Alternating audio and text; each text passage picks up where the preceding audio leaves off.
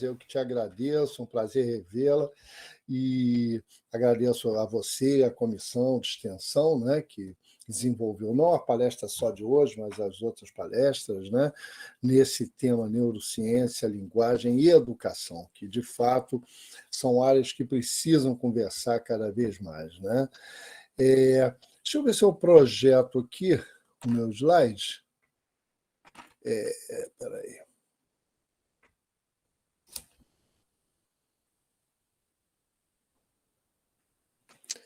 Está aparecendo já, Kézia?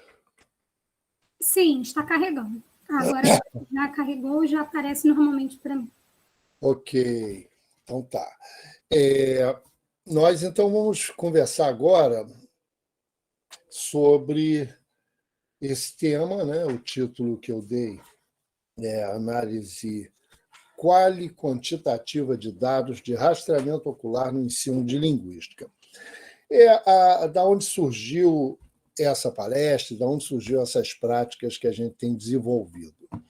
Bom, nós somos pioneiros no Brasil, a UFRJ, né, no estudo de rastreamento ocular. Os primeiros equipamentos, eu passei um ano de 2004 na Universidade de Nova York, da cidade de Nova York, CUNY, né? Aprendi essa técnica e depois conseguimos, através de projetos para o CNPq, para CAPES, e conseguimos obter equipamentos, os primeiros equipamentos, e iniciamos pesquisas básicas, né? E temos feito, orientado teses, né, sobre psicolinguística, sobre diferentes questões usando rastreamento ocular. Aí, na pandemia, o último experimento, de fato, que foi possível fazer no laboratório foi em 2019. Depois disso, no início de 2020, nós tínhamos planos, inclusive, de projetos de alunos e de mestrado, doutorado, a minha própria pesquisa, mas, por motivos óbvios, os laboratórios não puderam funcionar, né? Não podemos, até agora ainda estamos em dúvida quando poderemos voltar a fazer testes de rastreamento ocular no nosso laboratório LAPEX, né? Então, entretanto, tendo feito experimentos há cerca de 15 anos, né, nós temos ali um conjunto amplo de dados de rastreamento ocular coletados em pesquisas diferentes, né? Então, passamos a um mundo remoto e, como vocês verão, os dados que se obtêm com rastreamento ocular são de natureza quantitativa. Então, no final, você tem uma planilha que pode passar para Excel, e ali você tem tempos de leitura em determinadas áreas, de visualização, de fixação, você tem padrões de movimentação ocular progressivas e regressivas na leitura ou em imagem. Então, nós temos um verdadeiro banco de dados de experimentos já feitos e teses que foram defendidas, artigos e capítulos de livros publicados. Então, nós pensamos na possibilidade de trabalhar com esses dados no ensino da própria linguística, em pensar linguisticamente, né? Nós tínhamos, pouco antes da pandemia, feito também um projeto na escola, da qual saíram esses livros que a Kézia menciona, né? E em que a gente utilizou práticas de coleta de dados, de leitura na hora que a pessoa está lendo, na escola, 8º, 9º ano do ensino fundamental. Depois fizemos oficinas e medimos de novo ao final, né? Obtivemos bons resultados. Eu vou resumir rapidamente para vocês esse projeto, mas o objetivo dessa palestra, de fato, é como nós temos usado os dados sobre vários temas, dados qualitativos, no ensino de linguística, na graduação e na pós-graduação.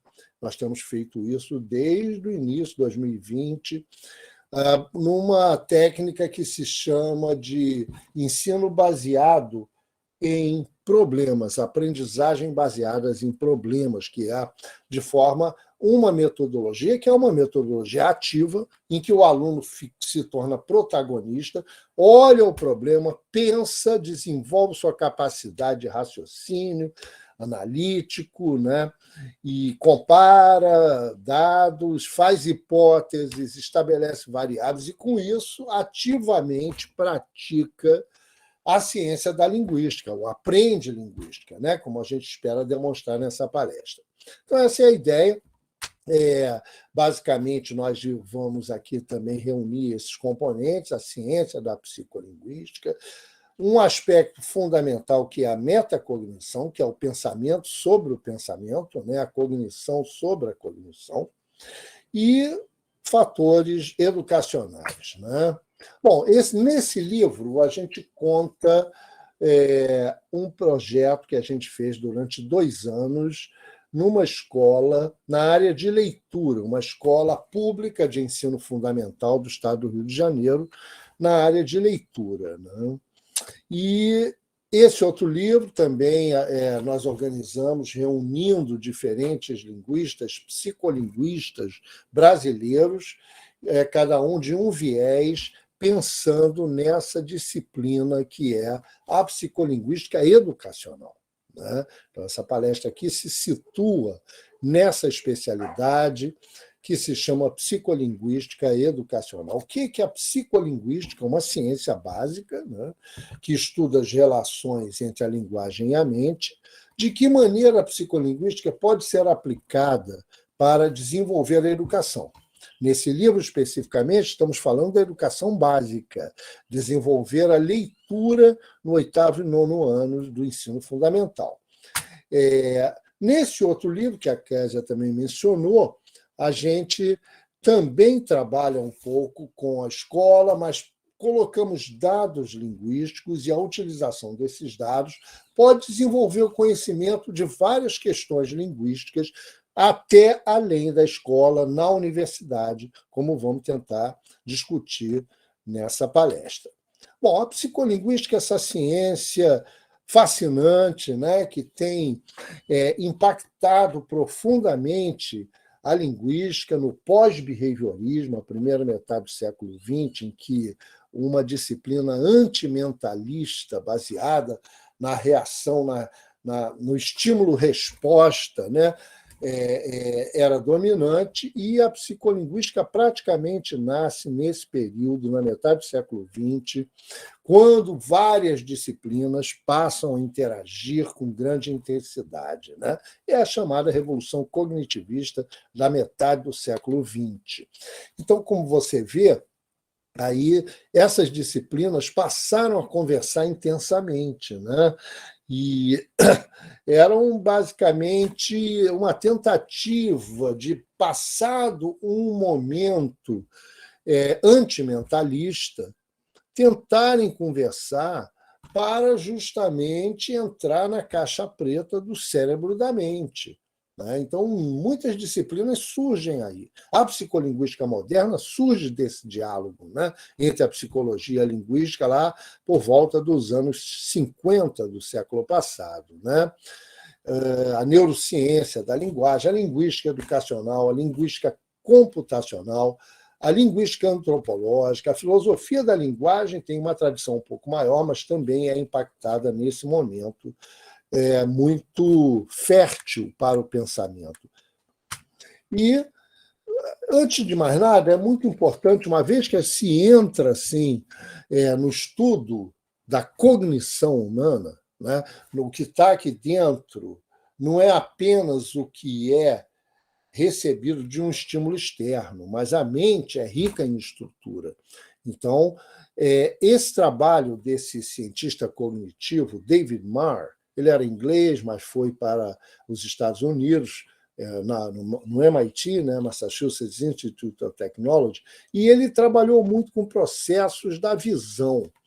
E o que ele diz é o seguinte: é a hipótese de 3 níveis. A gente tem que entender os sistemas de processamento da informação em 3 níveis distintos, mas complementares de análise. Um nível mais teórico da computação, um nível mais algorítmico do processo e um nível da implementação física no cérebro, né? E muita gente desconhece essa diferença, mas, para mim, é fundamental que a gente tenha essa questão desses 3 níveis do mar em mente, né? Então, no que diz respeito à linguagem, a gente tem aqui a gramática internalizada, né? O conhecimento dos princípios e regras de uma língua, né? Você vê que tem uma setinha de ida e volta. A gente precisa disso para a gente implementar, seja na compreensão, a gente ouve um som, uma frase, por exemplo, a gente parseia, analisa sintaticamente essa frase e manda aqui para o sistema semântico de conceito pragmático, né? Que vai, então, interpretar esses dados na compreensão. Na produção começa aqui, né? Existe um gerador, um formulador sintático, a gente acessa léxico, a gente formula estrutura e aí a gente manda para sistemas de pronúncia, né? Claro que a gente precisa da gramática internalizada, mas é uma coisa diferente. E, por outro lado, tem um nível neurológico, que é o que acontece no cérebro, né? As ondas cerebrais, as relações de energia eletroquímica quando os neurônios disparam e que dão suporte para implementar fisicamente esses processos. Também temos uma setinha de ida e volta aqui. Mas o que é importante é dizer que esses níveis têm ontologias próprias. Eles não são isomórficos, não é a mesma coisa, né? Bom, vejamos então aqui uma frase bem formada, né? Como essa. O produtor contratou um novo diretor que demitiu a atriz que processou a emissora. Então, nós temos várias orações relativas apostas à direita. Vamos ver como alguém leu num teste, de fato. Aí já estamos entrando no nosso banco de dados de rastreamento ocular. É muito intuitivo. Você vê que eu estou começando sem falar nada sobre as medidas de rastreamento, sobre os parâmetros de rastreamento, mas você vai imediatamente entender o que está se passando. Olha como uma pessoa leu.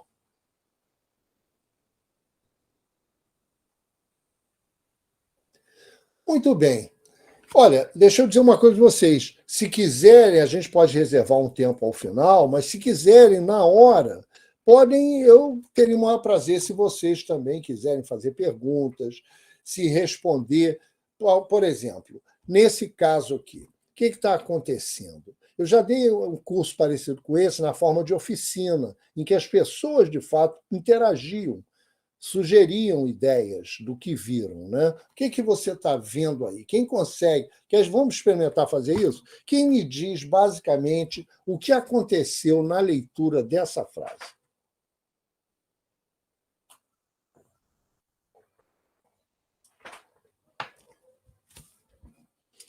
Eu vou falar, mas depois vão se animando aí. Bom, a primeira fixação foi mais ou menos numa posição mais ou menos central na tela, né? O que é muito comum. Você diz assim, ó, vai aparecer uma frase aí na tela, você lê, depois você vai responder uma pergunta sobre ela. Isso é tipicamente um experimento, né? Então a pessoa teve uma primeira fixação, o olho estava aqui. Depois ele foi imediatamente para o início para ler. Aí leu. O tamanho da bolinha indica o tempo em milésimos de segundos que ele ficou ali. Por exemplo, nessa aqui ele ficou um pouquinho mais do que nessa, né? E foi lendo, ó.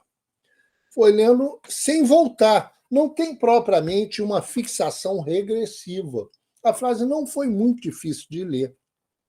Essa bolinha final aqui é maior do que as outras, né? Se você medir com dado quantitativo, a gente faz até teste estatístico para mostrar que esse tempo de fixação aqui foi significativamente maior do que os outros. Mas, intuitivamente, olhando, a gente já chega a essa conclusão, né?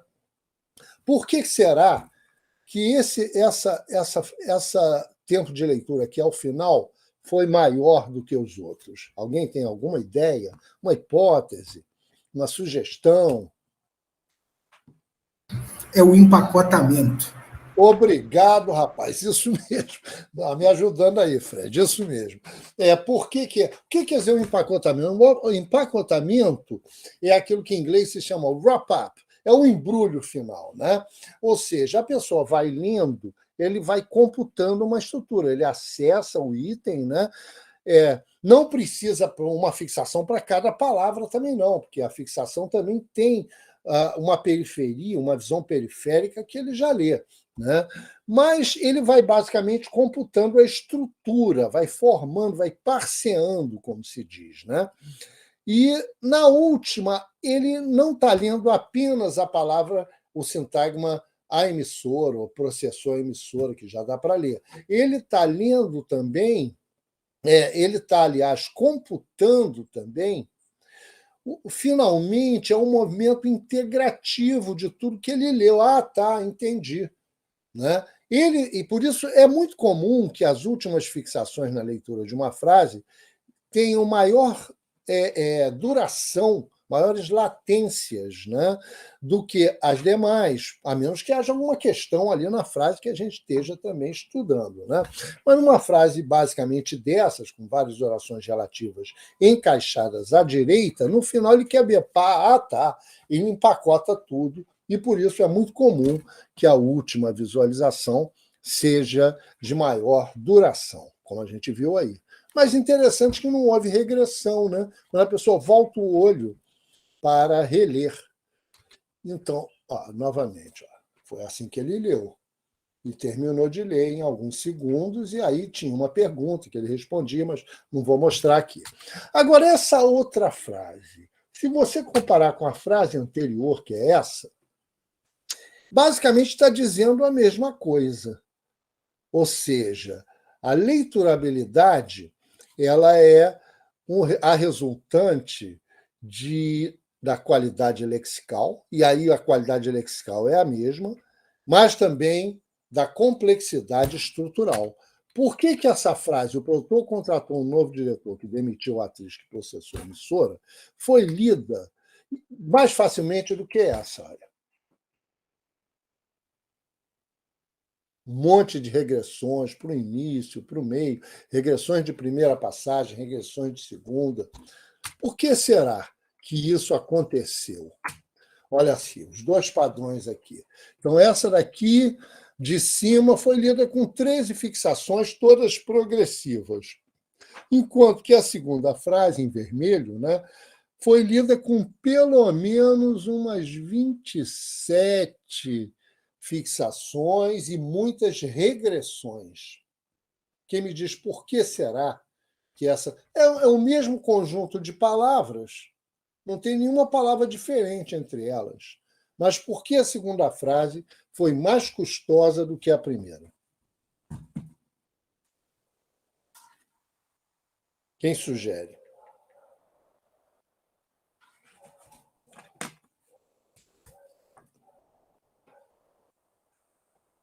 E essas são fixações prototípicas.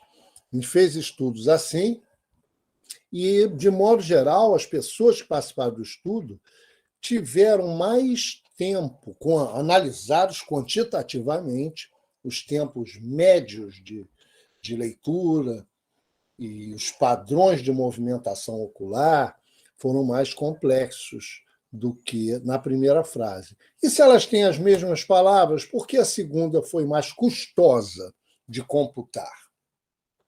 Boa tarde. Boa tarde.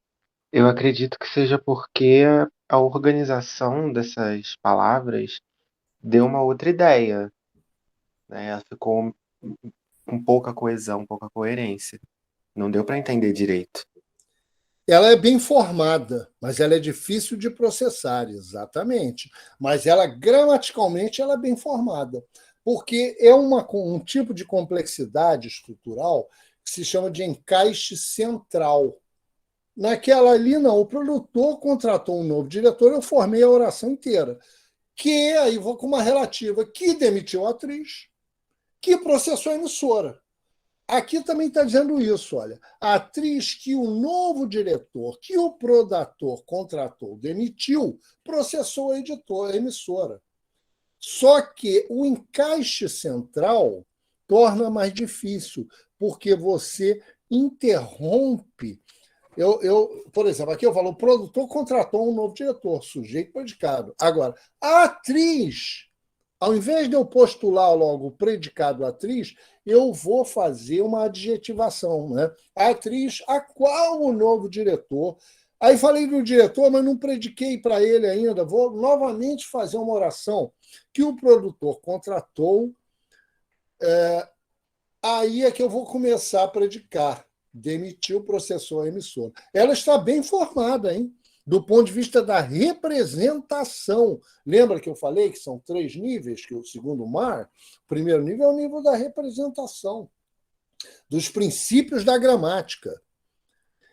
Está bem formada. Entretanto, ela é difícil de processar. Há uma diferença entre a representação e o processamento gramatical. Aí você já mais ou menos tem alguns fatores em relação a essa relação epistemológica entre esses níveis, né? E também em relação à metodologia que a gente está usando, que é o rastreamento ocular. Então, agora, isso é parte do método experimental, né?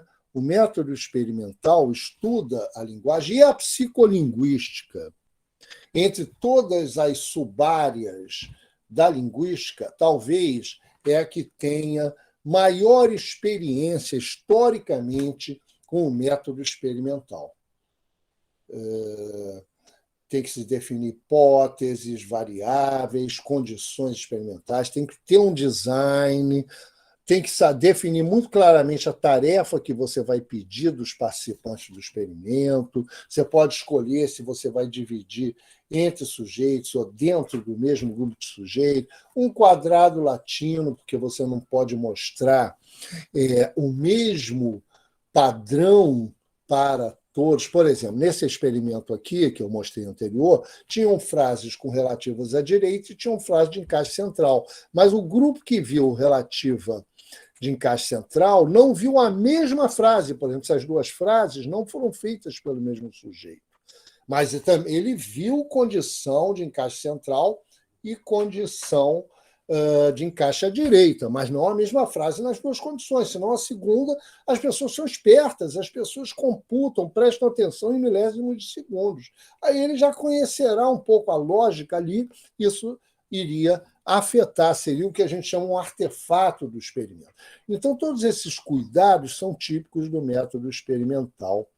E a gente, quando faz um experimento, a gente tem que se preocupar com a replicabilidade. Ou seja, se outra pessoa fizer aquele experimento nessas mesmas condições, ele deveria ser capaz de chegar aos mesmos resultados, todos os controles tendo sido feitos de maneira equivalente. Então, a gente tem que permitir réplica. E, para isso, tudo tem que ser muito explícito, de acordo com critérios, né?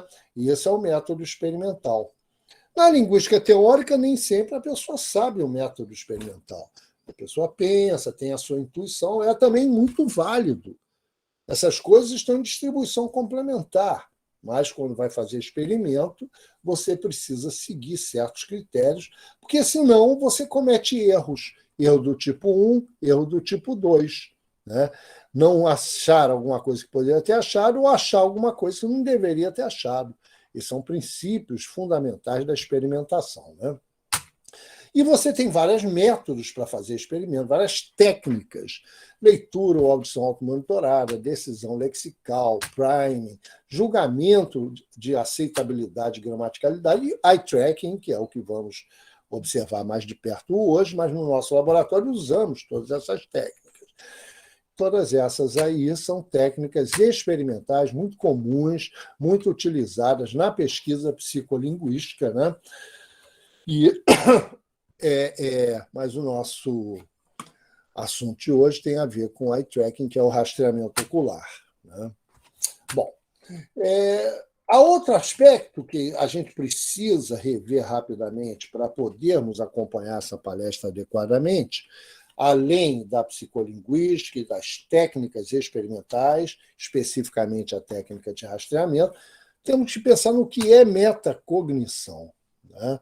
Metacognição tem uma definição aí, thinking about thinking. É isso que é metacognição, né? A cognição sobre a própria cognição.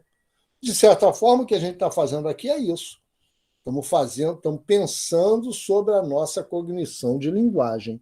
Então, é um exercício de segundo nível. Né? Nós não estamos apenas usando a linguagem no aqui e agora para resolver alguma questão, um diálogo, qualquer coisa assim, mas estamos pensando sobre a própria cognição. Né?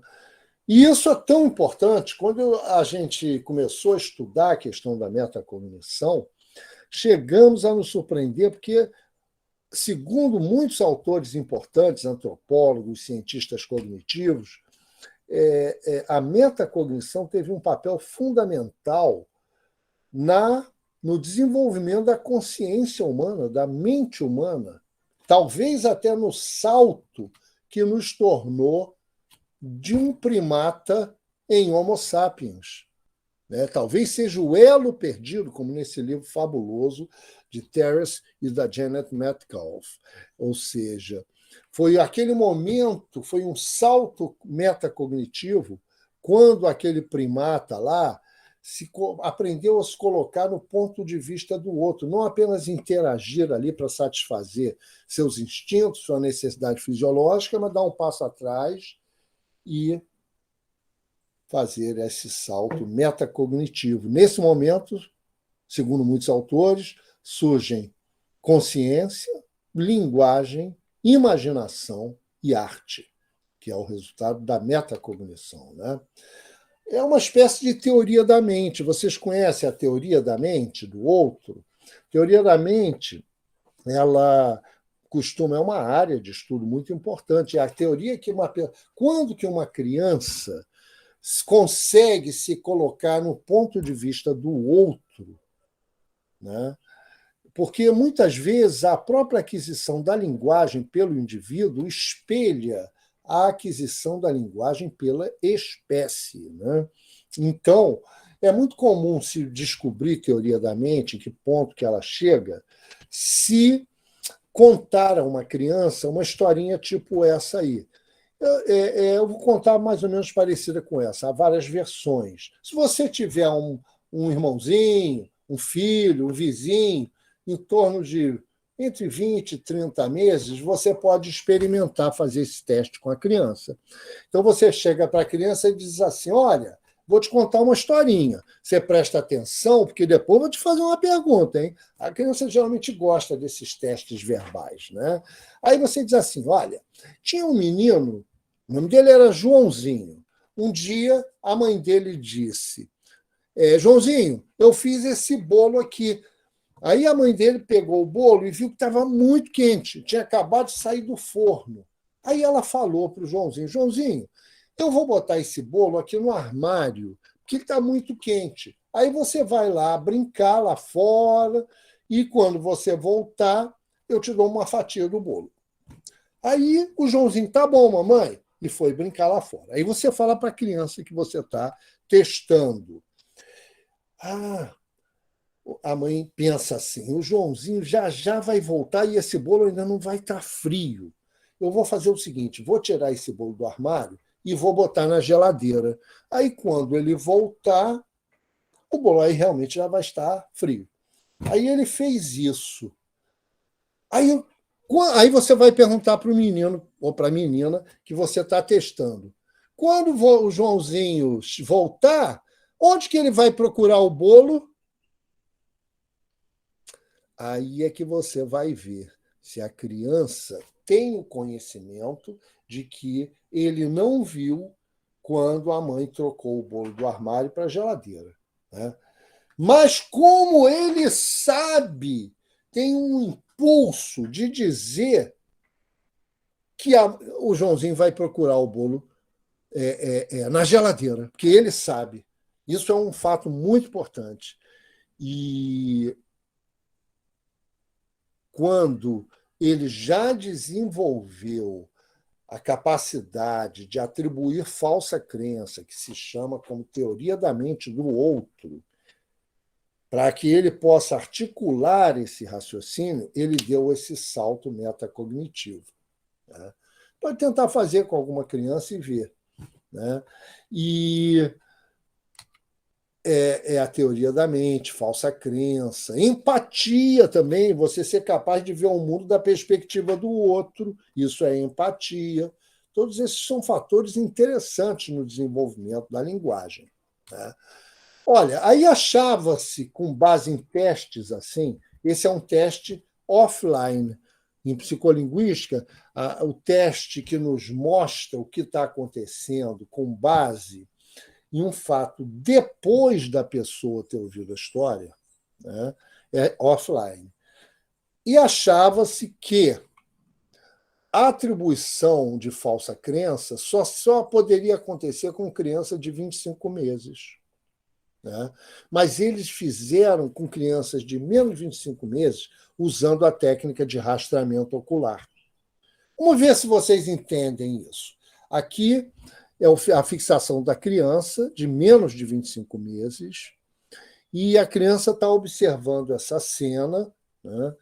E aqui a criança vê que tem alguém observando a cena, vai aparecer um marionetezinho, ora bota uma bolinha aqui na caixa da esquerda, ora bota na caixa da direita, vai mais ou menos 3 minutos.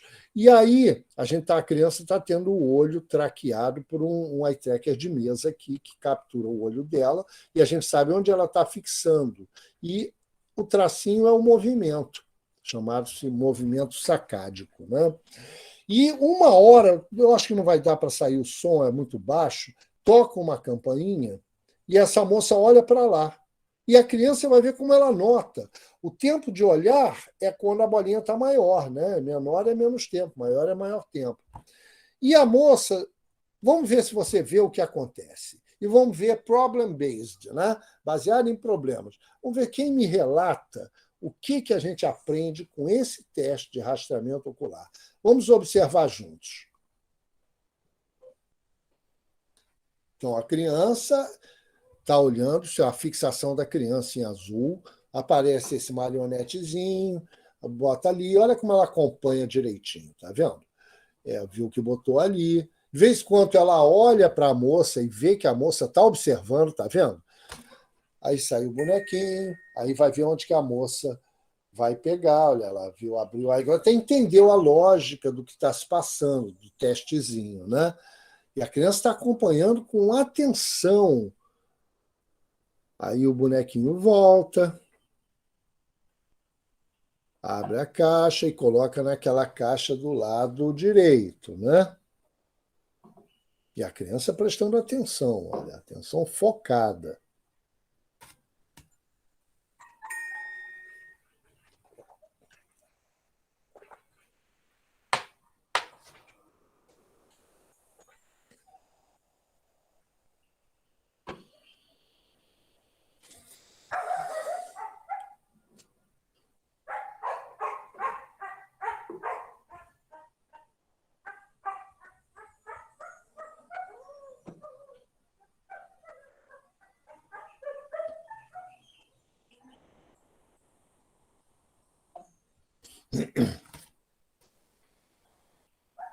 Tá vendo que a moça está acompanhando, né?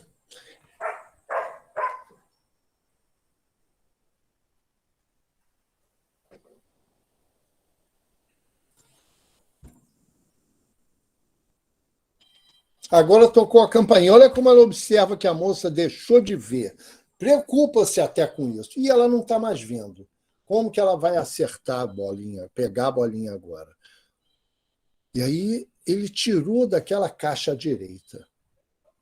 Olha agora onde que ele vai antecipar. Olha lá onde que ele sabe onde. Se colocou no lugar dela. Ele sabe que ela não estava ali, mas ele viu que ela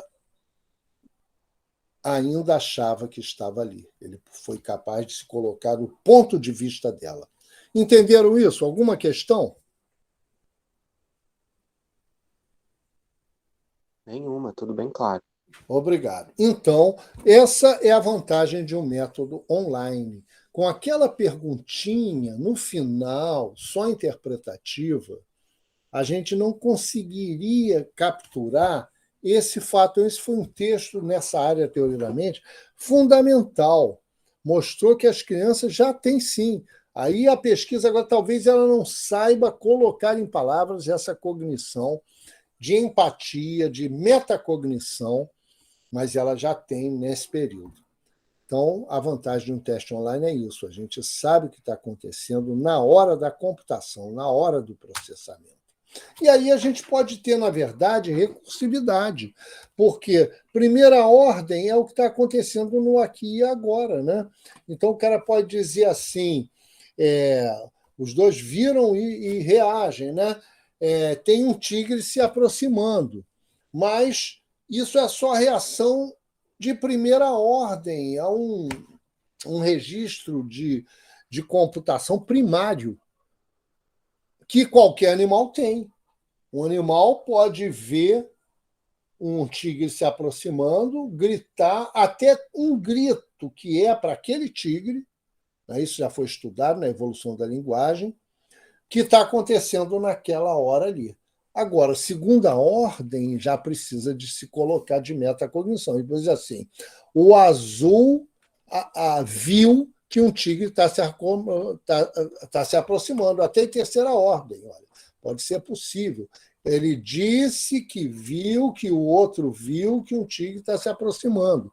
Isso é o quê? É recursividade. Né? Então, primeira ordem, o exemplo está aqui em inglês. Olha. A neve é branca. Segunda ordem, Tom acredita que a neve é branca. Terceira ordem, Tom deseja que Jim acredite que a neve é branca. Essa, na verdade, é uma computação em vários níveis de encaixe que a linguística chama de recursividade e que, basicamente, segundo Chomsky, né, House Chomsky and Fitch, ele diz que a faculdade a mais específica mesmo, que é a faculdade de linguagem narrow, N para narrow, e aqui é broad, mais ampla, mas o que realmente torna a nossa faculdade de linguagem muito específica do humano, né, é esse fato, que é basicamente o merge e a recursividade, segundo o Chomsky tem dito, esse aqui nesse último livro dele, que tipo de criaturas nós somos? Criaturas que temos essa propriedade básica de encaixe recursivo, que está relacionado à metacognição. Essa faculdade de metacognição parece que surgiu há mais ou menos 70 mil anos. E está muito relacionada, segundo esse autor desse artigo aqui, Vygotsky, com o que se chama síntese pré-frontal. O que é a síntese pré-frontal? Síntese pré-frontal é a capacidade de juntar ideias para construir narrativas. Né? E uma criança que não seja exposta a construções recursivas na primeira infância não conseguem adquirir essa habilidade estruturante, né? É basicamente os achados reportados nesses trabalhos aí. Né? E o que é? A síntese pré-frontal pode ser comparada à ideia de merge, que é computar uma estrutura conectando binariamente, né? Ou seja, a síntese pré-frontal é definida neurobiologicamente como um processo consciente, intencional de sintetizar novas imagens mentais de dois ou mais objetos armazenados na memória. Ou seja, o mais perto disso é a ideia de merge proposta pelo Chomsky, né? Que basicamente é a mesma coisa. É isso, merge. Merge é isso. Podemos representar, computar duas coisas estruturando-as binariamente. Então, por exemplo, você pega uma frase, quem o aluno encontrou na cidade, tem um merge e tem um move. Né? Quem o aluno encontrou na cidade, e você pode mover daqui para cá, né? quem o aluno encontrou na cidade e o aluno encontrou quem na cidade. Quem o aluno encontrou na cidade, o lugar que ele foi gerado era ali, né? Era o aluno encontrou quem na cidade, in situ, mas eu posso mover para cá, né? E aí eu tenho um vestígio aqui que indexa, ele estava aqui, moveu-se para cá, para a periferia esquerda da oração. Então, são duas operações sintáticas fundamentais. Merge, concatenação, e move, movimento sintático. Né? E a gente vai concatenando, olha, e a gente vai produzindo estruturas, né, de encaixe, né? Depois fazemos os movimentos, e o movimento do verbo também, e do sujeito, e isso é que emerge, né? Basicamente. E várias construções podem ser feitas de recursão direta e indireta, como se tem estudado, construções de coordenação, que é a recursividade direta, e a subordinação, que é a recursividade indireta. Nós estudamos isso em alguns estudos, nesse livro que a gente publicou, organizou, mostrando com sintagmas preposicionais, né?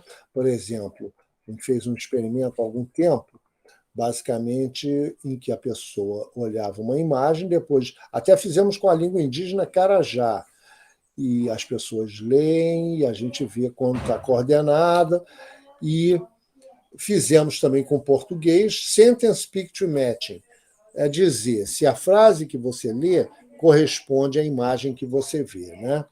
Então, a gente viu, fizemos em português e em inglês, está publicado também.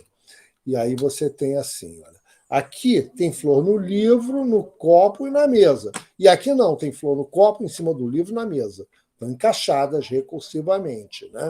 E a gente descobriu o quê? Olha só, vê se você acompanha a pessoa olhando a figura e lendo a frase. Foi checar, tá vendo que bonitinho? Então, mas foi rápido de ler, né? Coordenação é mais rápido. E agora, olha só essa. Visivelmente mais custoso de processar, olha só. Visivelmente mais custoso de processar estruturas encaixadas do que estruturas coordenadas. Né?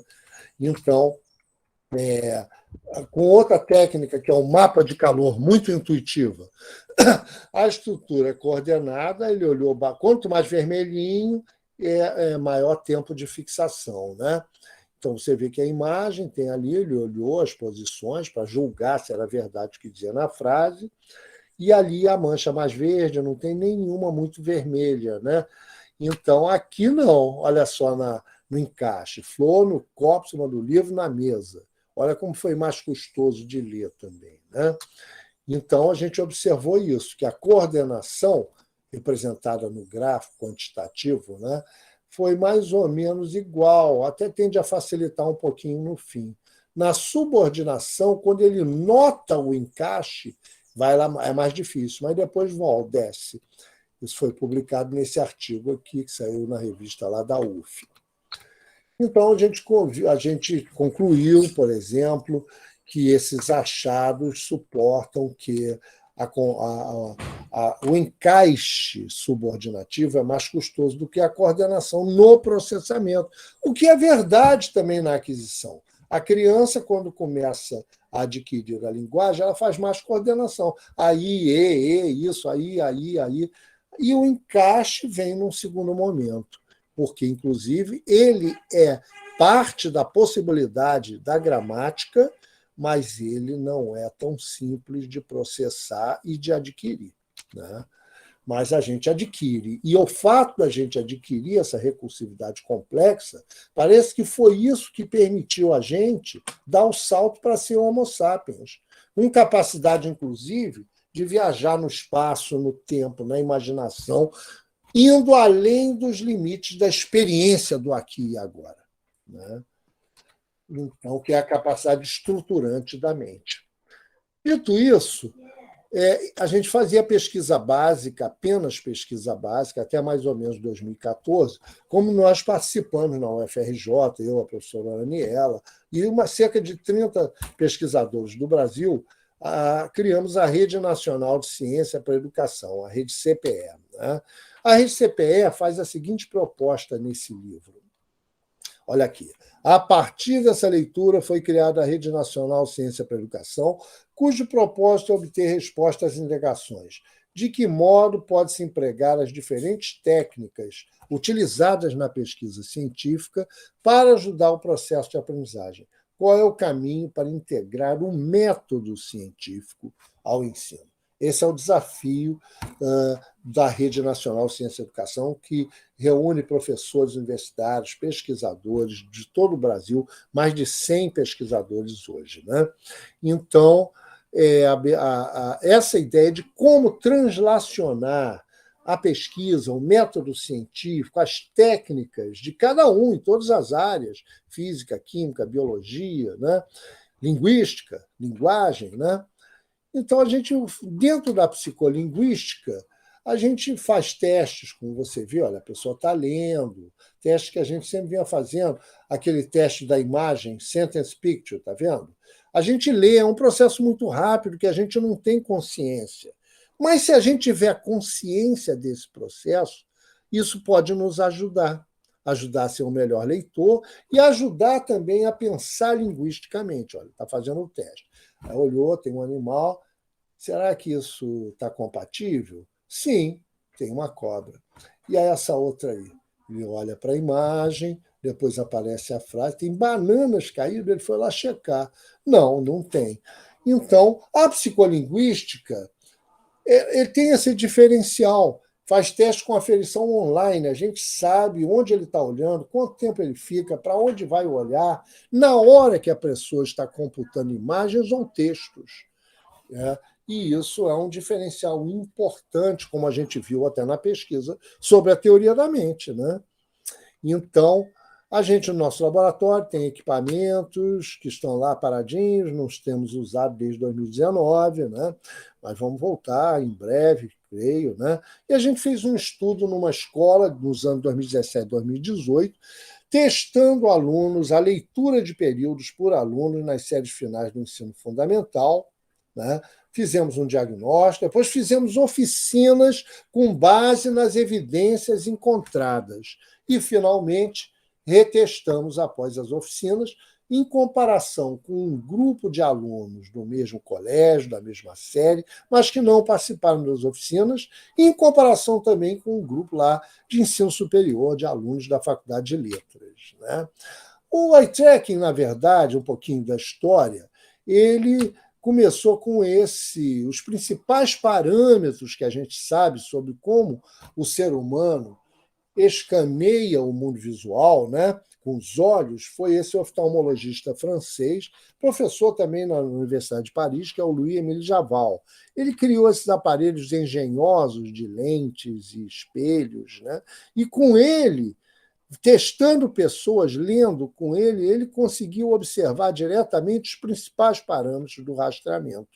Até o Leonardo da Vinci, olha, já especulava sobre como se dão as fixações oculares, né? Grande cientista, artista. Né?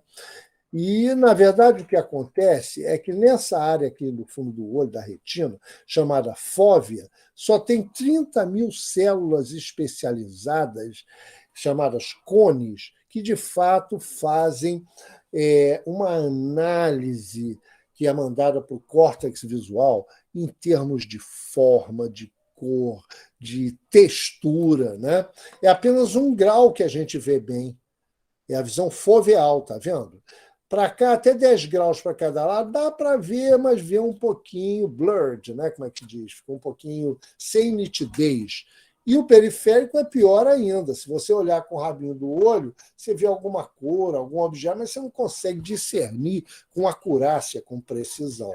Então, é por isso que o Laval, aquele Javal, né, ele descobriu isso, que o olho humano não desliza suavemente no texto ou no mundo visual. Fixa e refixa, fixa e refixa, como você já tinha visto naqueles projeções de videozinhos, né, que reportam qualitativamente o processo de rastreamento. Né? Fixa e refixa. Não é um deslizar contínuo e suave, não, por causa da natureza do próprio olho humano. O olho humano, aliás, não é nem o melhor da natureza. Tem olhos aí, até de insetos, bem até menos lineares do que o olho humano. Né? Agora, para a gente tem que mover o olho rápido. Muitos dizem que é o movimento mais rápido que o corpo humano pode fazer. Ele se move em 500, 700 graus por segundo. Então, a gente não tem consciência de um movimento tão rápido, mas a gente pode ficar consciente através do rastreamento ocular. Né? Antigamente, os primeiros ATECs, esses trambolhos aí, né? Mas foram sendo aperfeiçoados. Hoje, por exemplo, a gente tem um assim, uma barrinha que põe no laptop, onde a pessoa olhar na tela, a gente sabe onde ela está olhando, né? E quanto tempo fica e para onde se move. Né? É usado em publicidade. Olha, por exemplo, quando eu comprei o primeiro eye tracker nos Estados Unidos, lá o fabricante, lá em Boston, me disse assim, não é o primeiro que nós vendemos no Brasil, não. Eu até disse assim, então me diz quem é, porque aí a gente vou levar quero interagir lá, a gente trocar, né? Vamos pela primeira vez começar a usar essa técnica. Não, professor, mas não foi universidade, não. Foi agência de publicidade em São Paulo. Então, a eye-tracker já tem uma tradição mais antiga no Brasil, porque lá em São Paulo, nas agências, eles querem saber o que atrai mais o olho. Então, a moça bota um óculos, que é um eye-tracker, a dona de casa, vai andando e ela, por que ele olhou mais nessa área? Também na pesquisa de web, né? Por que aqui está sendo mais olhado, aqui menos? Na dirigibilidade de veículos, o cara dirigindo com um eye tracker que é um óculos. Essa técnica está se desenvolvendo muito. Né? Então, aqui o professor Stephen Hawking, o grande físico, né? Ele, por causa de uma doença neurodegenerativa, não conseguia escrever mais. Então, ele escrevia com os olhos, ó, por exemplo, assim. Ó. Então, olhando e vai escrevendo. Ó. Uma técnica com equipamento, digamos, desse tipo, não exatamente esse, né? Mas é possível redigir sem usar as mãos. Dizem até que uma próxima geração de telefones celulares vão vir com essa capacidade de você clicar com os olhos na tela. Né? E isso vem sendo muito desenvolvido, porque permite, por exemplo, que a pessoa vá numa máquina bancária ali de pegar dinheiro, né? ATM, né? Automatic Telling Machine, e não põe a mão, só com o olho ele consegue extrair o dinheiro que ele precisa. Né? Telefones com o olho e outras. Né?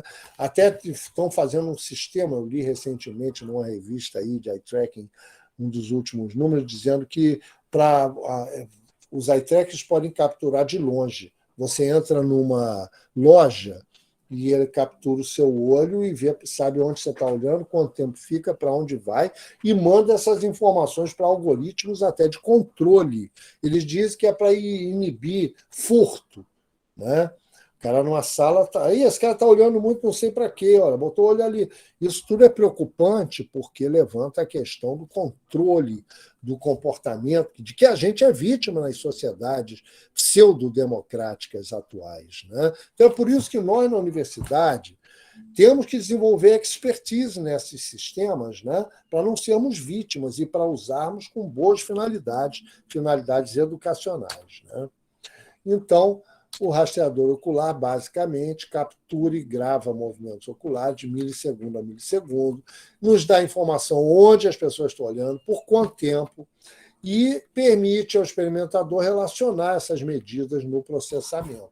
Primeiro, as principais medidas. A primeira fixação, quando ele vai ler uma frase, por exemplo, onde que ele olhou primeiro. Né? A primeira passada do olhar é aquela movimentação da esquerda para a direita, no caso de uma língua como a nossa, que se escreve da esquerda para a direita. A segunda passada, ele volta para reler. Né? E tem as regressões de primeira passada. Antes de terminar a frase, já volta. Regressões de segunda passada, são os lookbacks. Ele volta só depois de ler tudo. Então, são os padrões de escaneamento que o eye tracker nos permite, de fato, ver. Né? Então, a gente fez aquele projeto, 2017-2018, numa escola, focando na leitura, propusemos para a FAPERJ, Linguística para a Educação Básica, fomentando a capacidade científica através da linguagem. E publicamos nesses livros, né, os resultados. Também utilizamos o conhecimento de que os bons leitores diferem dos leitores lineares. Leitores lineares quase não olham. Esses finlandeses e um professor dos Estados Unidos também descobriram que o bom leitor ele geralmente volta, são os lookbacks para áreas críticas, né? Enquanto que o leitor linear não volta tanto, né? E a gente viu que alguém já estava também, esses italianos aí, usando essa tecnologia, mostrando para os alunos como eles leram, já foi feito em 2015 na Itália, né? E aquilo ajudou eles a melhorarem a sua competência leitora. E aí, como que o eye tracker pode se tornar educacional? São não intrusivos, você vê que é simples de entender, né? E mostrar os resultados, não apenas aquelas planilhas de tempos que geralmente a gente usa na pesquisa básica, mas mostrar dados prototípicos de um teste, né? E as pessoas olharem para aquilo e tirarem conclusões. E isso vai ajudar os leitores, no estudo da leitura, por exemplo, né? É o que eles chamaram, os italianos lá, chamaram de técnica EME, Eye Movement Modeling Example. E isso, se você tem metacognição de como você lê, isso é uma forma de aprendizagem observacional que vai conseguir você regular o seu comportamento, né? Olha, então nós fizemos na escola com grande sucesso. Eu não vou mostrar muita coisa aqui, porque eu quero ter um pouquinho de tempo ainda para mostrar para vocês no uso com estruturas na pós-graduação, na graduação. Mas foi o que fizemos no colégio. Os alunos ficaram muito motivados, levamos o eye tracker para a escola, eles viam, isso não vai acertar, ele não leu até o fim. E aquilo foi muito motivador e engajou os alunos. E depois, olha, um aluno, por exemplo, que não fez as oficinas, olha como ele leu, uma frase assim: quando um desconhecido entrou no pátio, causando uma enorme confusão, houve brigas na hora do recreio. Isso aqui é o gist. E a oração principal é a perspectiva principal desse período. Esse aqui é a consequência, o que levou a diretora a suspender, né? Então, olha só, um aluno de ensino fundamental, 8º ano, 9º ano, tipicamente muitos leram assim. Foi lá no início, voltou na primeira oração do período, foi até a segunda e pronto, desengajou-se e foi responder a pergunta interpretativa sem nem ter lido tudo. Isso foi muito recorrente, esse padrão de desengajamento da leitura, só num teste online que a gente vê isso. E geralmente errava, né? Porque não leu direito, não leu tudo, nem chegou no gist, nem chegou na oração principal, olha. Então, é muito comum. Será que é porque nesse mundo que a gente está, de leitura em tela, das pessoas serem expostas a uma quantidade excessiva de informação, né? Talvez tenha razão aí, alguma explicação para ler assim, mas é um padrão muito comum de leitura pelos alunos no ensino fundamental e também vimos no médio. Agora aqui, um aluno universitário, um aluno da faculdade de letras, olha, como é que ele leu? Lê mais rápido. Mas, voltou e voltou de novo, viu? Look back. Ou seja, aí ele vai acertar, porque o ponto de vista principal é esse. Houve brigas na hora do recreio. Ele voltou justamente ali. Então, de novo.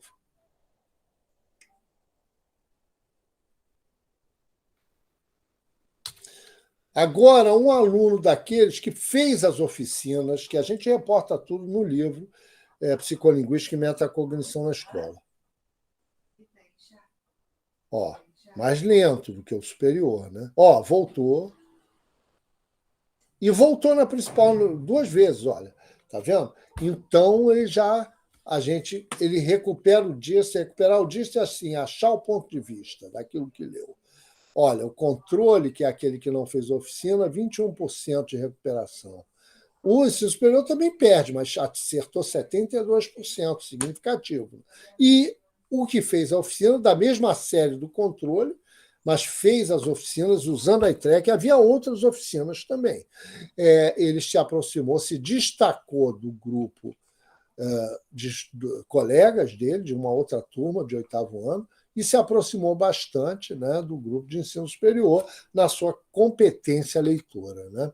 A gente concluiu que esses testes foram, de fato, significativos para melhorar a capacidade de extrair a informação principal daquilo que lê, e a gente teria alcançado o objetivo translacional desse projeto. Bom, nós tínhamos feito isso tudo antes da pandemia, mas quando começou a pandemia, isso está um pouco contado nesse livro que nós fizemos com o Tom Roper e a professora Heloísa Pilati, né, e que foi lançado há um ano atrás, em dezembro de 2020.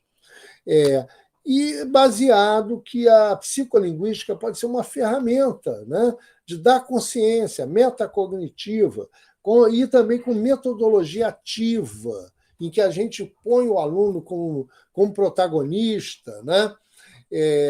Basicamente, é o que eu já falei, você tem sistemas de representação primária, só ali atuar no aqui e agora, mas você pode ter sistemas de representação secundária, no qual você mapeia e toma consciência sobre os processos sensoriais imediatos. Aí é o salto metacognitivo, justamente, né? E aí você pode ter aprendizagem autorregulada por aquilo que você vê, né?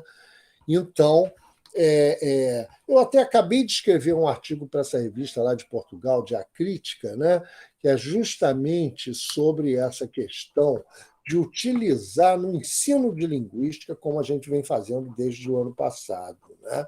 E temos feito, né, exatamente uma prática de os alunos em curso de psicolinguística, sintaxe experimental. Usei também num curso de sintaxe na graduação, que na UFRJ é Linguística 3, né?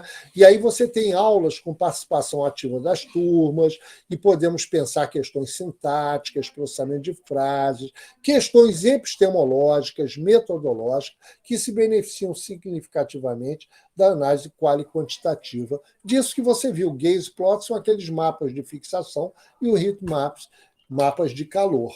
Isso vai desenvolver a capacidade científica, como diz o Chomsky nesse livro, que é o Managua Lectures, né? E a gente pode pensar sobre as hipóteses, formular hipóteses e tudo, né? Pensar linguisticamente, né? O Chomsky propõe que a gente tem que usar um princípio metodológico muito importante, que é a navalha de Ockham. Não adianta se perder em coisas muito grandes. O mais simples, geralmente, é o melhor, né? Então, você tem aí esse texto do Chomsky galego, a professora Aniela e eu traduzimos, foi publicado ano passado na revista Linguística, lá do nosso programa de pós da UFRJ, e ele propõe que a gente tenha objetos pequenos na escola, não coisa demais, né? E a gente acha que um objeto pequeno é justamente o quê? Sentence, é o período. Se a pessoa lê bem um período, tem tudo para ler bem o texto, mas o texto é um objeto muito grande. Então, a gente está com uma proposta de educação baseada no período. E no período se vê muita coisa, até processos de leitura mais avançados, como análise pressuposicional, como eu vou tentar mostrar rapidamente para vocês agora, né? E o eye-tracking tem sido utilizado até em outras disciplinas, aqui, por exemplo, como metacognição no estudo de química. E no estudo de linguística, por exemplo, veja uma frase como essa. Você leu, mas você não sabe como você leu, né? Então, vamos ver. Alguém leu assim. O que você me diz sobre essa leitura aqui?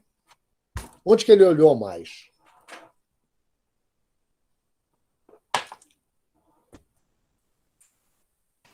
Olhou mais para professor e só usava.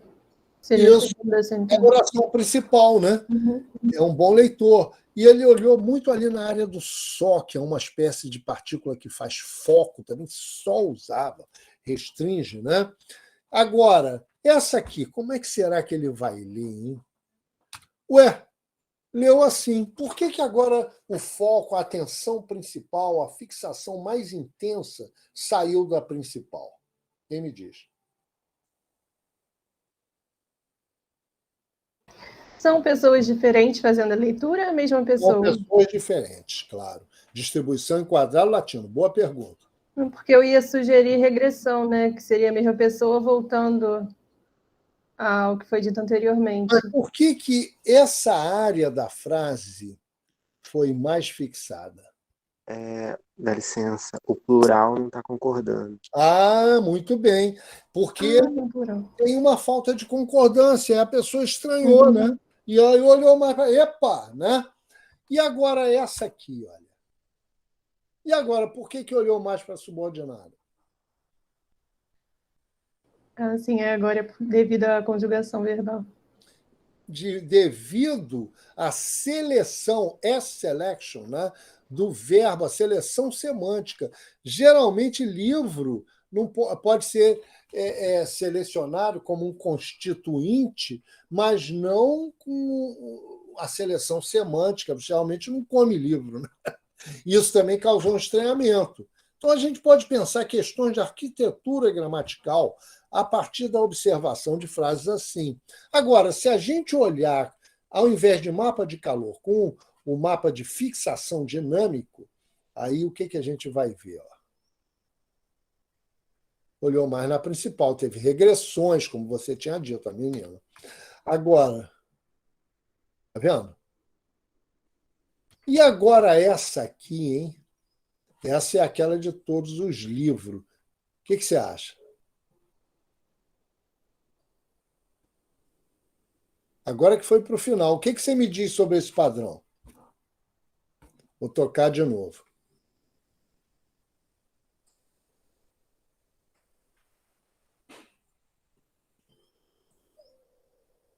O que, que você achou? É algo que realmente incomodou, né? Incomodou e observa que ele nem termina de ler e já volta, olha lá. Você viu? Várias vezes ele teve regressões para aquela área problemática antes de terminar a leitura. Vamos ver agora quando o problema é semântico e não morfossintático, esse caso do começo.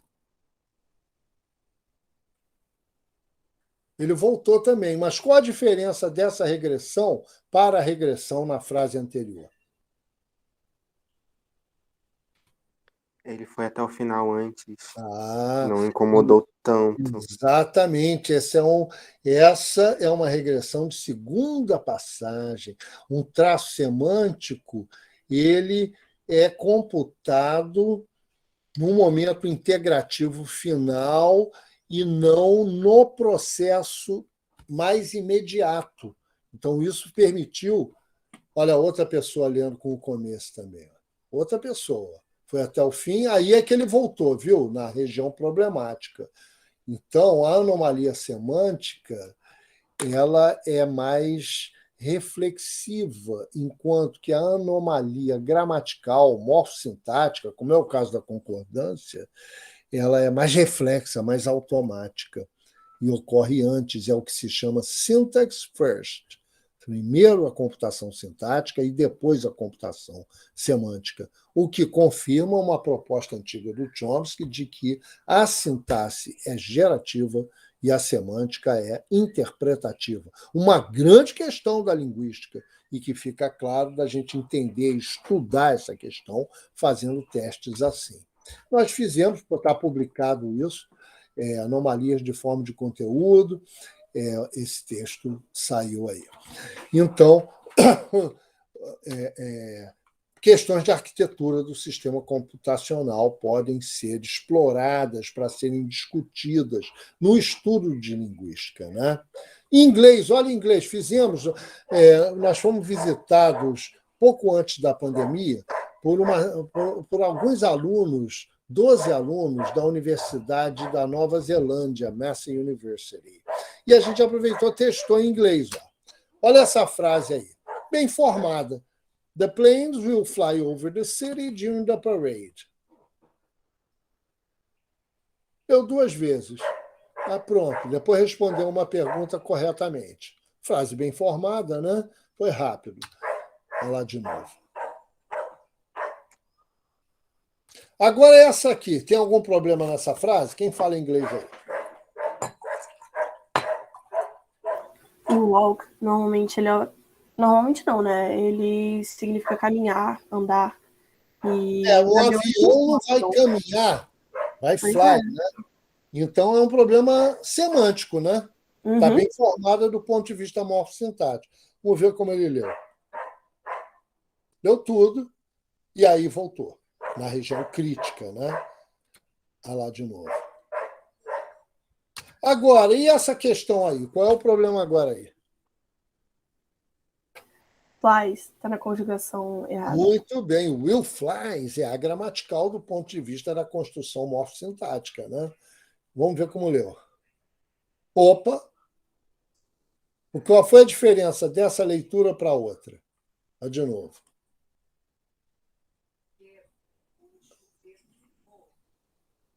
Quem me diz?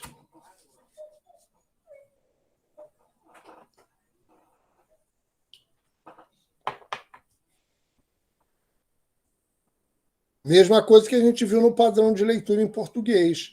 A anomalia semântica, ele passou por ela, aceitou, foi até o fim, aí é que ele voltou. Enquanto que a anomalia morfossintática é detectada rapidamente antes de terminar a frase. Certo? Muito bem. Nós vimos isso com qualidade lexical. Olha essa frase aqui.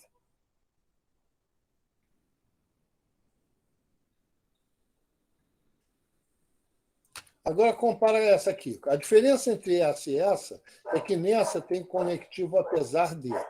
Leu assim.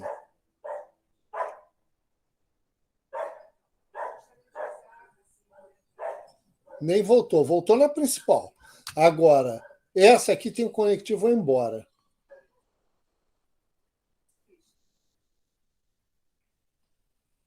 Aluno do ensino fundamental lendo. Qual é a diferença? A palavra embora é mais difícil de computar do que a palavra apesar de.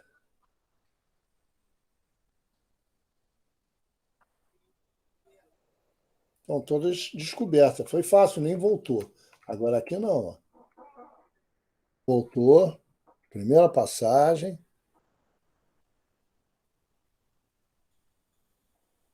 Então, olha só a quantidade de fixações na região do embora. Né? Esse já vimos. Esse aqui já vimos. Vou pular alguma coisa, que eu acho que já está no meu tempo, né, Kézia? Pode continuar, professor, fica à Vou continuar vontade. mais um pouco? Vamos ver essa estrutura aqui. Ó. Agora vamos ver se vocês ficam vivos. E sempre a gente faz comparando estruturas. Então, eu quero comparar essa estrutura com a próxima. Presta atenção. Leia. Agora vamos ver como isso foi lido tipicamente. Acabou. 15 fixações, algumas regressivas, né? Agora vejamos essa aqui.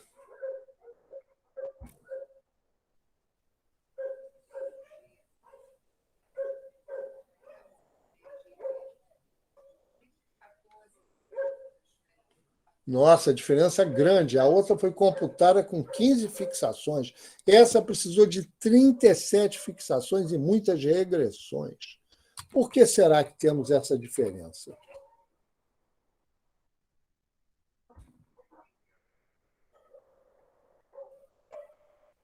É a diferença do verbo entrar e entravar. Né? Ótimo, isso mesmo, Fred, exatamente. Como o verbo, a forma entrava é uma forma ambígua, ou seja, ela é muito mais frequente que ela seja processada como um pretérito imperfeito, né? Do verbo entrar. Eu entrava, tu entravas. Né? E é um verbo intransitivo. Então, se eu digo um navio japonês entrava na Bahia em uma manhã chuvosa, está perfeito. Todas as relações gramaticais estão bem estruturadas. Agora, se eu digo um navio japonês entrava na Bahia, um navio brasileiro, epa, como é que pode uma coisa entrar outra? Isso é um verbo intransitivo, mas só que a verdade é que aí essa forma é de presente do indicativo do verbo entravar. Mas olha como é difícil, porque é muito mais frequente. Você fizer uma busca no Google, a diferença é de milhões para milhares. Você procurar essa forma entrava, você vai encontrar milhões de usos enquanto se você procurar a forma entrava de entravar, vai ser muito, significativamente mesmo. Uma forma, então, um efeito de frequência, né? Frequência tem um efeito também na computação. Né? Construções QU também podemos explorar. Olha, vamos ver essa estrutura aqui, como ela é linda.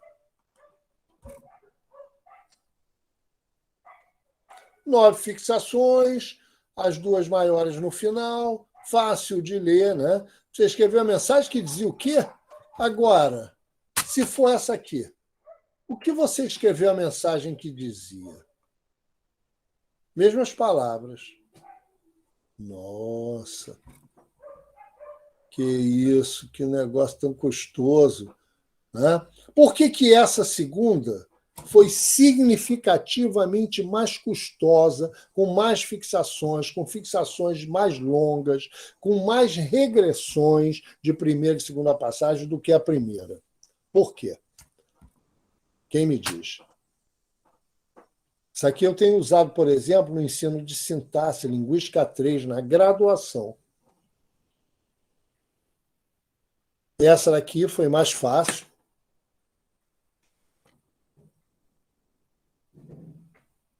Do que essa aqui. Por quê?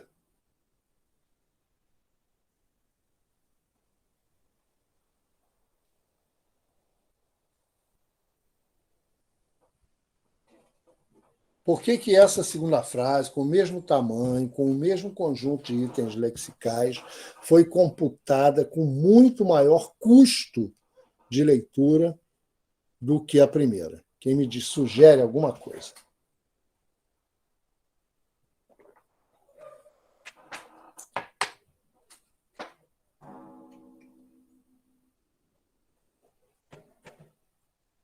Olha, eu diria familiaridade ou então frequência, como foi mencionado antes. Mas o Frederico escreveu ilha no chat. Eu não estou acompanhando o chat nem vendo vocês.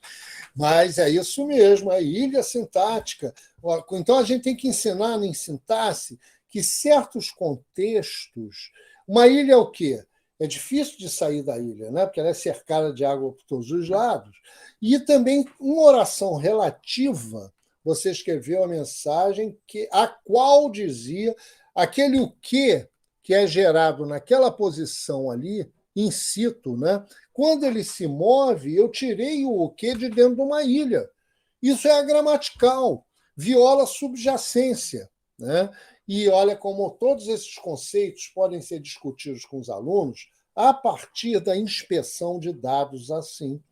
E, geralmente, alguém acerta, ou se não acerta, a gente vai discutindo, conversando, até eles descobrirem. Né? Assim tem sido essa minha experiência de ensino de sintaxe na graduação e até na pós. Né? Também vemos aqui escrevemos esse artigo aí com a professora Aniela e eu escrevemos. Né? E aí a gente tinha testado frases assim, olha.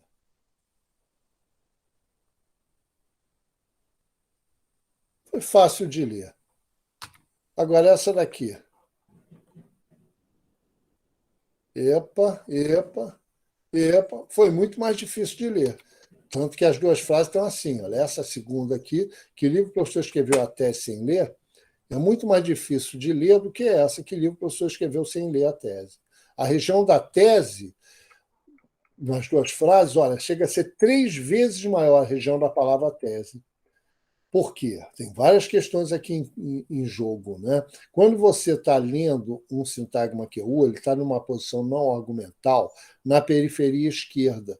E você tem que achar o lugar de onde ele teria saído. Porque nessa posição ele não recebe caso, não recebe papel temático, e ele tem que achar o lugar onde que seria depois de escrever. Que livro o professor escreveu? Se eu deixasse in situ, ficaria. O professor escreveu que livro, mas eu extraí. Né? E coloquei na periferia esquerda. Mas eu achei, escreveu que livro. Aqui que eu consigo interpretar. Isso não foi difícil. Né? Sem ler a tese, ótimo. Né? Palavra tese. Agora, se a palavra tese estiver preenchendo a lacuna, olha como foi muito mais difícil, porque ele queria que livro fosse interpretado como objeto, mas está preenchido. Então, todas essas são questões porque a tese estava ali e, na verdade, ele vai ser apenas interpretado depois do verbo ler aqui, mas ele tentou ali, está vendo? A tese incomodou, tinha uma pedra no caminho, tinha uma tese no caminho, no lugar dele. Muitas questões interessantes, porque ele tem que realizar atribuição de caso, de papel temático, na posição do objeto ele recebe caso acusativo, se torna visível para receber papel temático de paciente. Todas essas questões podem ser estudadas, discutidas, descobertas pelos alunos a partir desses dados de leitura. Tem um outro aqui, olha. Esse foi o trabalho de uma aluna, Daniele Ribeiro, de IC. Então, a gente tem um médico sorria receitando o remédio. Foi fácil de ler. De novo. Leu. Agora, se for assim, o médico brincava acalmando a menina. Foi mais difícil. Por quê, hein? Fred sabe essa?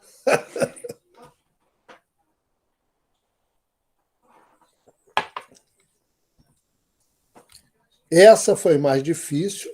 Ó.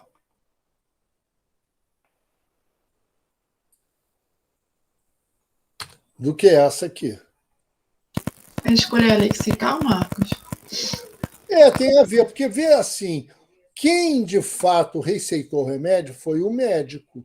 Agora, isso é um adjunto apenas, ele sorria, mas não faz parte realmente da estrutura. Né? Agora, quem acalmou a menina é o fato dele brincar. Então, aqui tem o sintagma flexional todo, que é o controlador do prosão, que é a categoria vazia aqui, sujeito do gerúndio. Né? E isso teve mais custo. Com várias questões que a gente pode, a partir desses dados, com calma. Às vezes eu uso um dado desse para uma aula inteira. Aqui estou dando uma amostra para você. Acho que eu vou pular o tópico, que é o trabalho da. Vamos ver aqui. Esse também é muito grande, só para terminar, que eu acho que já passei muito. Causa e inferência. Olha, como eu digo, o período já é um espaço relevante para a gente estudar relações mais complexas, né, de causa e inferência. Por exemplo, eu perguntei um teste, um aluno viu assim: por que o professor pediu demissão? Uma pergunta. Ótimo. Você vê que no final está maior, não teve regressão, né? Porque o professor pediu demissão. Tá. Aí depois eu vou responder isso, e ele vai ler. O professor pediu demissão porque o salário não dava para as despesas. Muito bem lidinho, rápido também, né? E agora ele respondeu. Não apareceu a pergunta ali, que engraçado. Deixa eu ver. A pergunta... Eu não botei a pergunta nisso.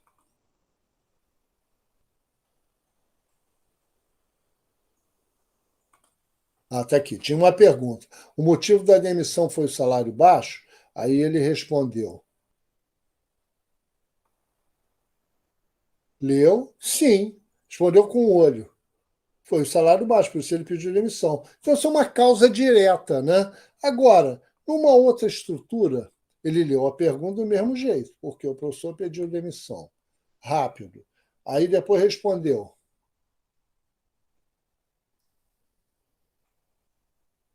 O professor pediu demissão porque o carro dele não está no estacionamento. Nossa, foi muito mais difícil, né? E aí, depois, quando eu faço a pergunta final, o motivo da demissão foi a ausência do carro?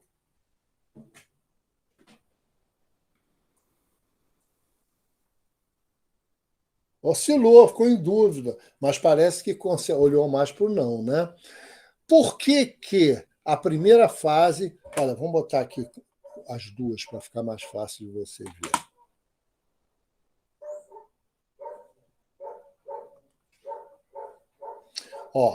Por que será que essa aqui foi mais fácil do que essa aqui? Essa foi foi mais difícil de ler e foi mais difícil de responder, viu? Porque essa aqui o cara olhou mesmo para o sim e pronto, não ficou tanta dúvida, não. Agora aqui foi para lá, mas parece que escolheu que não. O motivo da demissão foi a ausência do carro. Quem me diz alguma coisa interessante sobre esse padrão?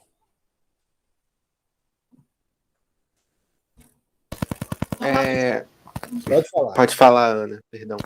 Não, eu não sei responder tecnicamente, mas tem a questão da escolha, né, de lexical, a questão do carro, da ausência do carro, e o verbo também no presente, sendo que ele pediu demissão no passado. São hipóteses que a gente pode fazer. Quem mais tem algo a dizer? Eu diria que faz mais sentido ele pedir demissão por causa do salário do que pelo carro não estar no estacionamento. O carro não estar no estacionamento é uma inferência, enquanto que pelo salário é mais direta a causação. Então, causa direta ou explícita e causa indireta. Olha que o processo de raciocínio de pressuposições é muito mais complexo, por isso demora para ler. Inclusive, a gente está vendo, um experimento que eu quero fazer, rapaz, de alguma maneira, ou com algum aluno, logo que voltar, é ver até a prosódia da face. Porque quando você pergunta por que o professor pediu demissão e responde, o professor pediu demissão porque o salário não dá para despesa. Agora, quando você pergunta por que o professor pediu demissão, o professor pediu demissão porque o carro não está no estacionamento. Tem face, tem prosódia, tem entonação, porque é uma inferência. Eu concluo. O professor geralmente vem de carro. Ele para o carro no estacionamento. Hoje o carro não está no estacionamento. Portanto, eu posso inferir que ele pediu demissão. Olha como um processo de literacia plena, de raciocínio inferencial, pode ser capturado em seu custo comparativamente a um processo mais direto de causa direta ou explícita, né? Então, isso tudo a gente pode estudar até no processos de leituras mais complexos, né? É possível estudar usando o período, né? E outras estruturas, tem muitos, eu acho que eu vou parar, porque tem. Deixa eu mostrar umazinha que eu gosto aqui no fim, só para terminar. Mas a gente tem usado muita coisa. Essa do microconto, até estudos literários dá para fazer. Quer ver? Vou mostrar para vocês aqui. Olha essa aqui. Microcontos de um período. Você sabe que tem um gênero chamado microconto. Então, isso aqui é um microconto do Chekhov. Ó. Aí o cara lê.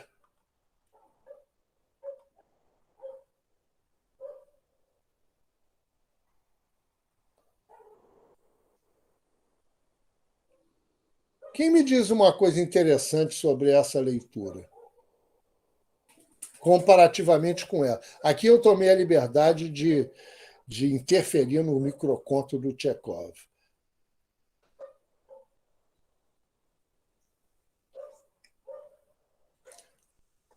Foi muito mais simples de ler do que essa, né?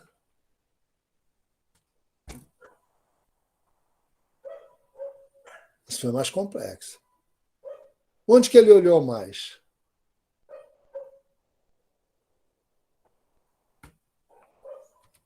No fim, quando fala de suicídio. É. Eu acho que por ser uma ação inesperada. Inesperada, cria um efeito, né? Estético. Se você botar se regozija, ficou feliz, né? Era esperado a questão da antecipação, da expectativa que a gente tem, né? Tudo isso pode ser capturado, o valor, o seu efeito. Olha essa outra aqui também, esse é de um brasileiro, um microconto.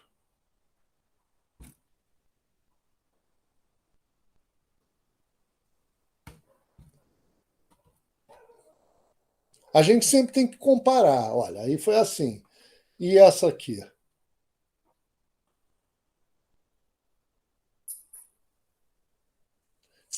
Qual é a diferença dessa para essa aqui? Quem me diz?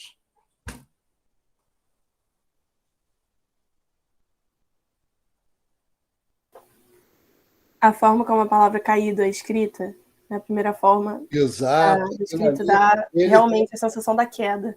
Teve ali aquela coisa. Aí aquilo causou um efeito estético, ele prestou atenção, atraiu o olho, né? em relação a quando você tira esse repetição do "ih, caído", parece que está com o efeito estético dele está caindo mesmo no movimento, né?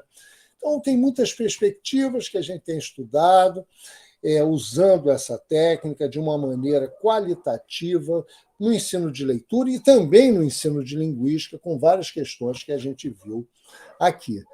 Então, muito obrigado, pessoal. Agradeço a vocês. Voltamos aqui, então, ainda se tivermos tempo, fico feliz de responder, de discutir um pouco mais, mas o pessoal já teve uma boa participação durante, assim que eu gosto da aula, porque senão fica um deitando falação. Você tem que... Eu estou, hoje em dia, gostando de dar aula com base nessa ideia aqui, olha, o poder da aprendizagem baseada em problemas, né? Metodologia ativa, né? Que traz a pessoa para pensar. Também tem uma outra que chama PAG, pensar alto em grupo. Isso é ótimo de fazer. Até meu amigo Tom Roper, nesse livro aqui, que eu mostrei para vocês, ele diz assim, mesmo quando a gente tem que levar problemas cabeludos de linguística até para a escola. Ah, professor, mas se os linguistas não resolveram ainda, e daí? Quem sabe o aluno resolve? A gente acha que a gente precisa estar tudo, porque esse dia nunca vai chegar. A gente tem uma análise completa e profunda dos fenômenos. É uma visão antiga. A gente tem que usar uma visão atual, não podemos voltar para aquele velho normal. De mostrar as dificuldades é uma questão até de ética, o Tom diz, porque a gente tem que mostrar o que a gente sabe e o que a gente não sabe, e juntos, pensando, quem sabe, a gente encontra soluções para problemas de análise linguística, de leitura e de outras questões, né? Basicamente, então, era isso que eu tinha para discutir com vocês. Gostei da participação, muito obrigado.